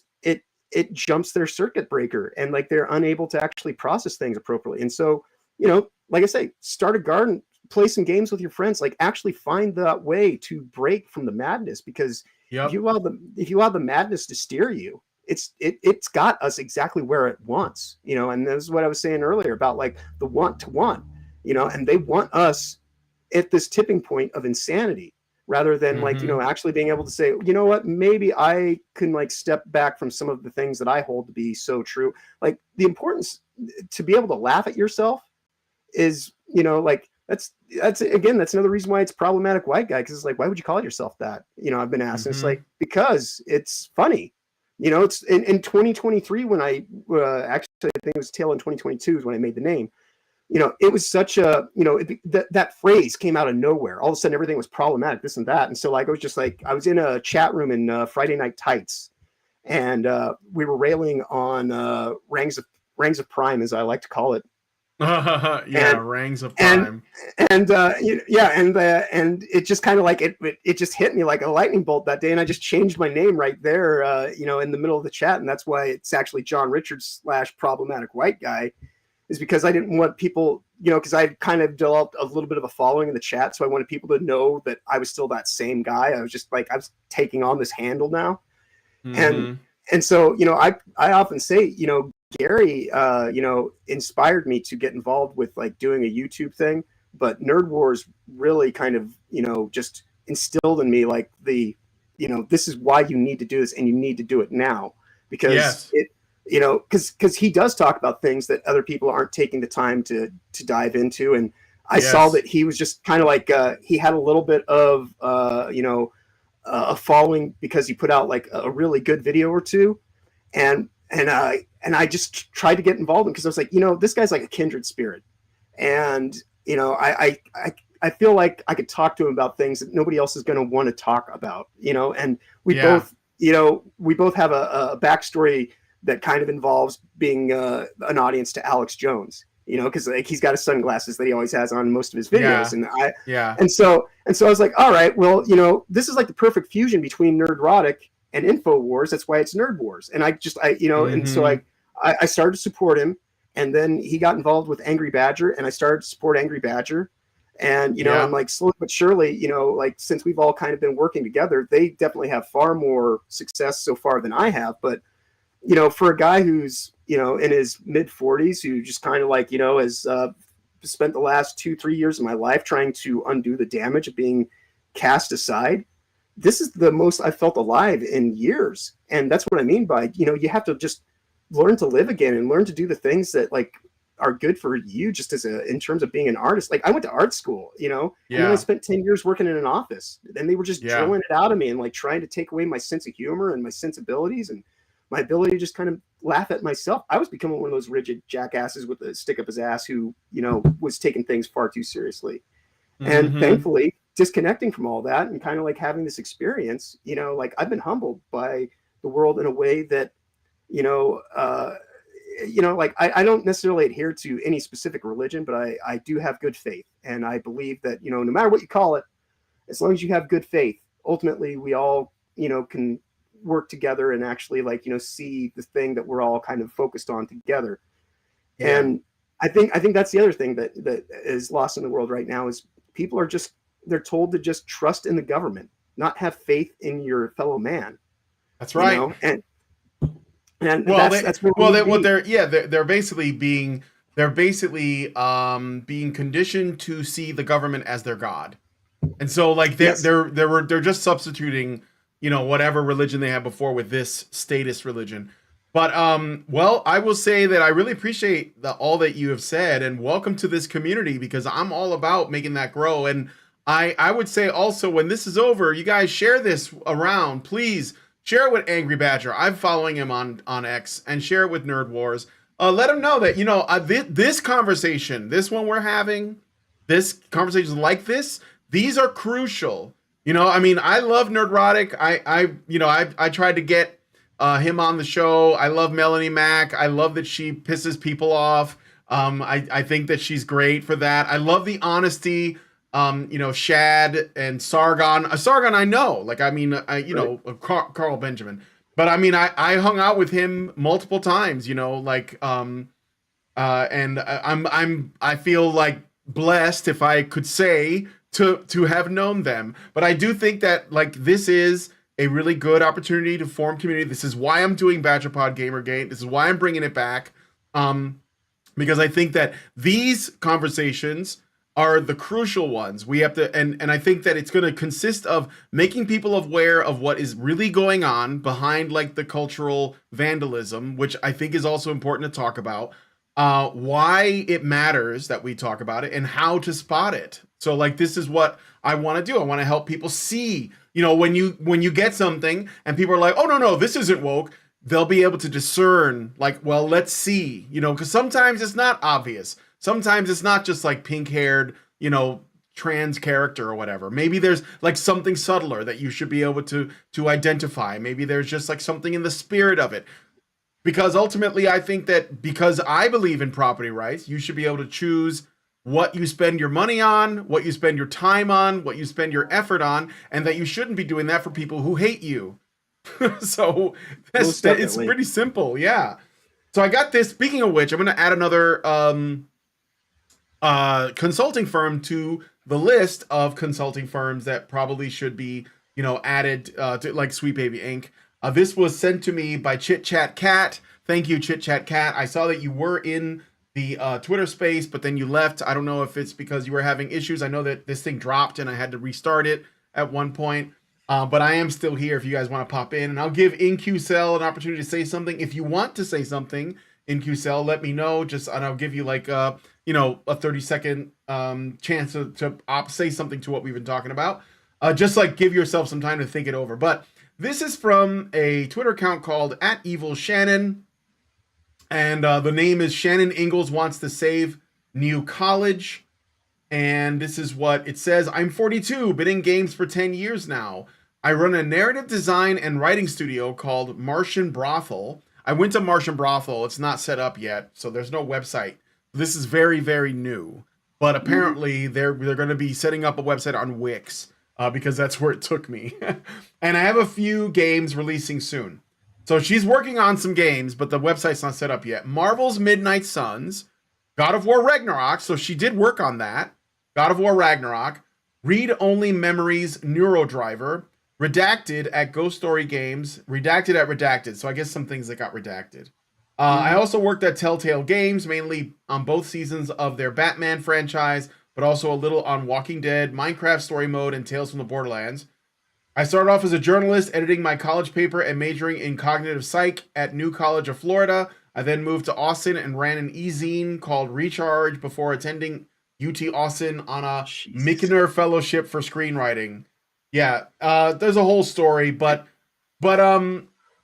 if you're concerned about like any if those games are on your list, just bear that in mind. I understand, by the way, with God of War Ragnarok, people have asked me about that game because I had the privilege and honor of interviewing and talking with the developer of the original God of War, David Jaffe. Mm-hmm. And David Jaffe now runs a YouTube channel where he talks about the gaming industry and he gives people some inside baseball and stuff like that. And he has his views. And I remember when I brought him on, we actually got into a bit of a debate about, like sort of like wokeness in video games. This was back when GamerGate started. So this is 10 years ago. And I was talking about like, the things that I could see, but I was having, I guess at that time, I didn't want to just start saying cultural Marxism because I think it just turns people off. Like they're like, oh, it's like looking for a boogeyman. So you want to like try to help people see it the way you see it. And he wasn't really that receptive. And he kind of called me a sexist and stuff. And I was like, okay, well, whatever. I said my piece. And then later he left the company and the studio took over God of War and they remade it. And he had some criticisms about the reboot because he felt tonally it wasn't the same.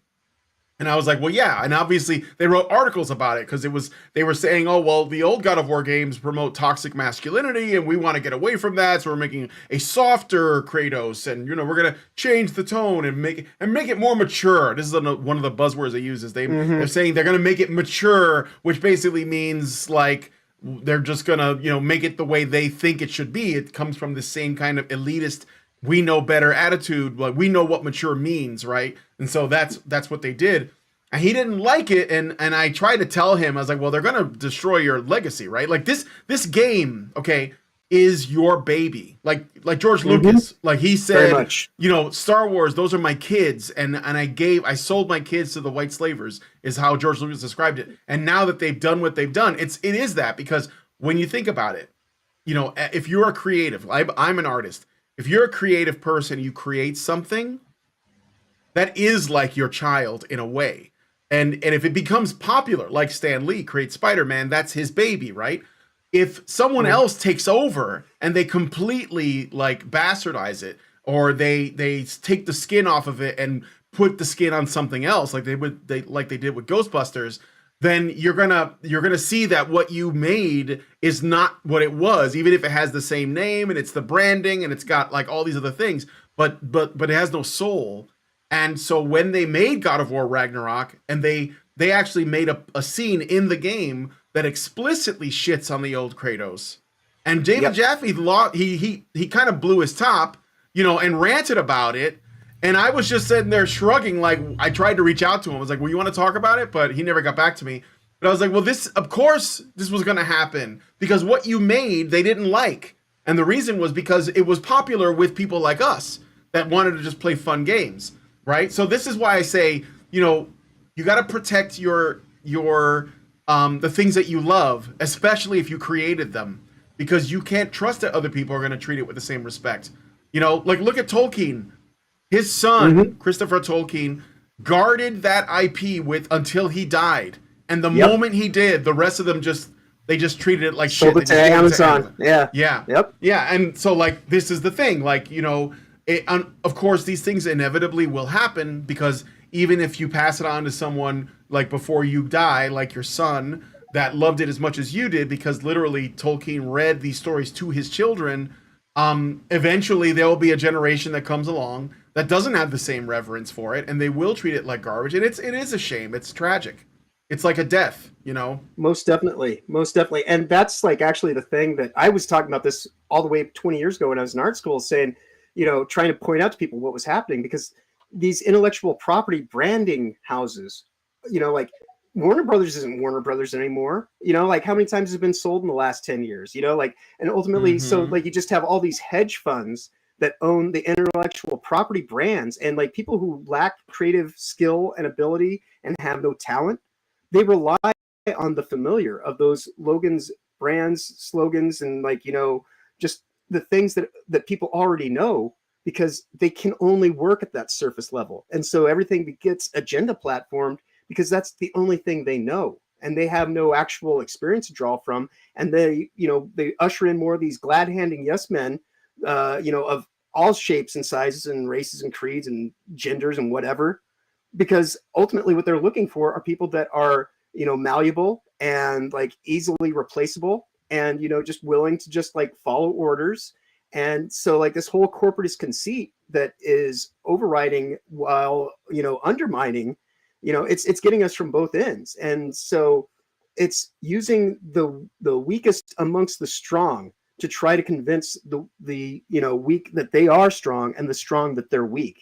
And, and that's why what's happening right now, like conversations like this, are the most important thing that can take place in all of this, because, the idea that Brock, Kratos used to be like Brock Sampson to me, like when you play that game, just like, and it was so visceral, and it was so great. And it was just like, you were not Kratos, you were getting to enjoy the story of Kratos. Just like I used to tell people, when I was in art school, we had this debate about what's better game, Metal Gear or Halo. And I was like, well, they're completely different kind of situations. And slowly but surely they scratch a different itch. Narrative Go ahead, I'm sorry. Into Halo, have like, Master Chief kind of have his story in it. But initially when that game was made, it was about like, you are Master Chief, whereas, you have never been Snake. You've seen all the variations of the Snake, timeline, and all the, but even Snake isn't Snake. Snake is, but Snake finds his humanity through, actually like just dealing with these things that are, confronting us. And in many ways, like, like when you talk about a game that was ahead of its time in terms of telling everybody what was going to happen, I swear we're, the Patriots. Metal Gear Solid 2, right? Yeah. Oh yeah, most definitely. Yeah, most absolutely. definitely. Yeah. And I remember when I first experienced the end of Metal Gear Solid 2, I was like, what the hell is going on in this game? And then like later, Max Darrett, friend of the channel, who used to come on here all regularly, he has a really successful channel where he does like these video game analyses, and he put out a video about Metal Gear Solid, and I was like, dude, this guy, So yeah, totally weird. Most definitely. Totally. But yeah, like these IP branding houses, like they're the finance. That's the Rockefellers, and things like that. That ultimately, that's where this stuff comes from, and it goes all the way back to the days of the Bible. These are money changers, and like we were saying earlier, they can always print more money because the money is, we're beholden to the people that print it, and they're never going to not have enough for themselves. They just want to make sure that we don't have enough to compete. And so that's why they have inflation models and all this kind of stuff to create the debasement. And so, everybody keeps talking about like, oh, well, we can get Star Wars back. It's like, no, you can't. I mean, no. I understand your appreciation for it, but I used to be married, and like I've been divorced now for more years than we were actually together. And so like, I have no ill will towards my ex-wife or anything like that. I wouldn't want to go back to that life. I wouldn't try to pretend, I wouldn't try to put on that old skin again, because I'm so much better, because like when you talk about like, when I talk about the guilt-ridden woke white women, my wife is kind of like the ex-wife is, at least when I was in art school, because she's the one who sent me to art school. I was happy to just kind of try to get in through the back door. And she was like, oh no, you got to go to like this elitist school and all this kind of stuff. And ultimately she was kind of using it as a way to siphon funds into, I think she had a couple different bank accounts that were separate from me. And towards the end of my school, she got involved with this guy who was a crane operator and had a 6-digit kind of income. And I was like, it's like what you're saying about when you're talking to David Jaffe. It's like you didn't see the writing on the wall. Like I told her straight up, like I was like, she's like, I think you really like this guy. You guys have something in common. I was like, what, you? And she's like, she was just taken back by it. And I was like, I know what you're doing. You can sit here and try, like, unless I walk in the house and catch you, in the act of what you're doing, you just think that you can just get away with this. But when I graduate, this is over and done with, and yeah. And that's ultimately what it is like, like people have to, not just go through the motions and not just be there, putting on false fronts. And that's the problem that we have. We allow all these giant level corporate entities to try to tell us what stories we should care about. If our stories get completely destroyed, then let's make more stories. Like you and I, like we're having this great conversation right here in and of itself. This is more contextually based and informative and entertaining probably than half the shit that like people are sitting around watching on TV right now.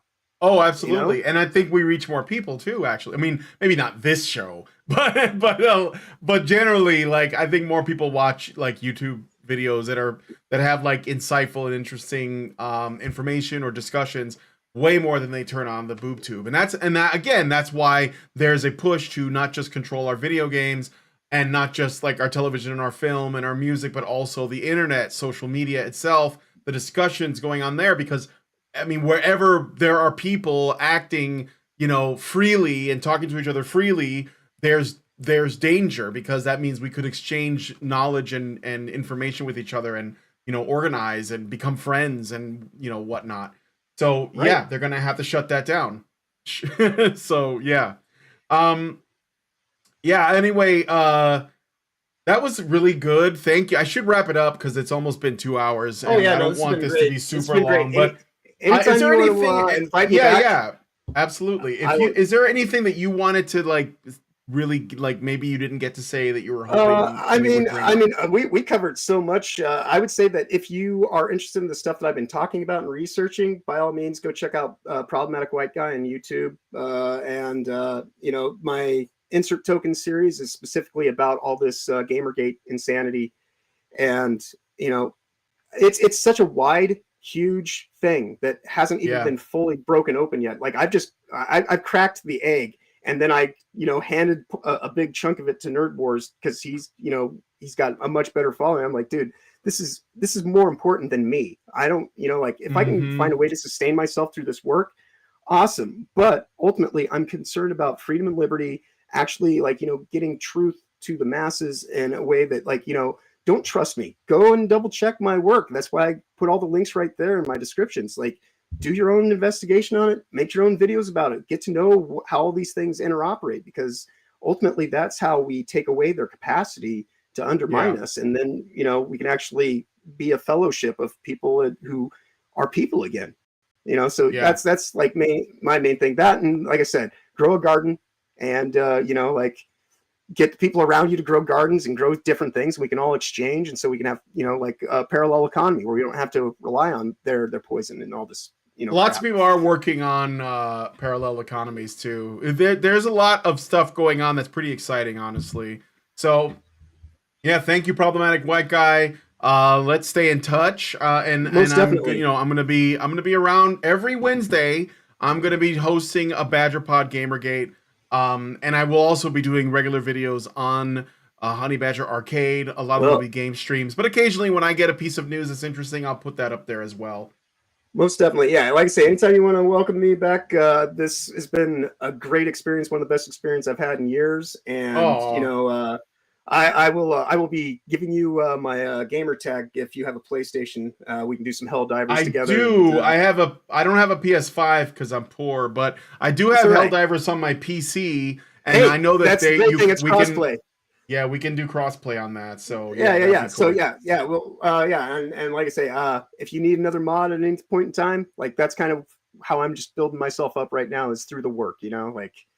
I'll let clout chasers chase clout, but this has been great, and I will definitely be back next Wednesday, even if it's just in the chat. All right, man. Thanks. Yeah, please. And also, guys, if you are watching, I'm gonna wrap it up here. I did get one more super chat from Albert Nada, or super chat, sorry, From Albert Nader Retro, I'll give you a Badger Chan anyways. There you go. He gives us $5 Canadian and says something subtle like Deadpool getting pegged by his girlfriend on an International Women's Day because that couldn't possibly be woke, right? Yeah, I mean, it's a joke. I don't know. I mean, I guess I thought it was forgettable, but I know what you're saying. Anyway, not that subtle. So, thanks guys for coming on the show. Please subscribe to our channel, Badger Live Streams, but also I really like it if you subscribe to mine, which is Honey Badger Arcade. It is where we do the gaming stuff, and it's a little bit more focused on culture, just because Badger Live Streams has plenty on its plate as it is, and I don't want to weigh it down. But I do think the GamerGate's important because we, the Honey Badgers, have been involved like since it started. And also we were kind of like big central figures. We spoke to a lot of people in the business. We were very lucky to have that opportunity. And so like this, it's special to us because we're all very, creative people that are very interested in culture. But anyway, with all that said, if you guys like this video, please hit like, subscribe if you're not already subscribed, hit the bell for notifications, leave us a comment, let us know what you guys think about what we discussed on the show today. Links to the problematic white guys stuff is all in the description. I understand that the YouTube link doesn't work. I think it's because when you put in a YouTube link, YouTube tries to autocomplete it. And so I auto-completed it and it looked right, but when you go there, it doesn't work, which is stupid. So just go to his Twitter and you'll see, you can just search problematic white guy, right? Yeah. So it'll come up. That, or if you include insert tokens with $signs instead of S's, insert tokens, problematic white guy, I'll take you right to the work that I'm doing. Yeah. Check it out.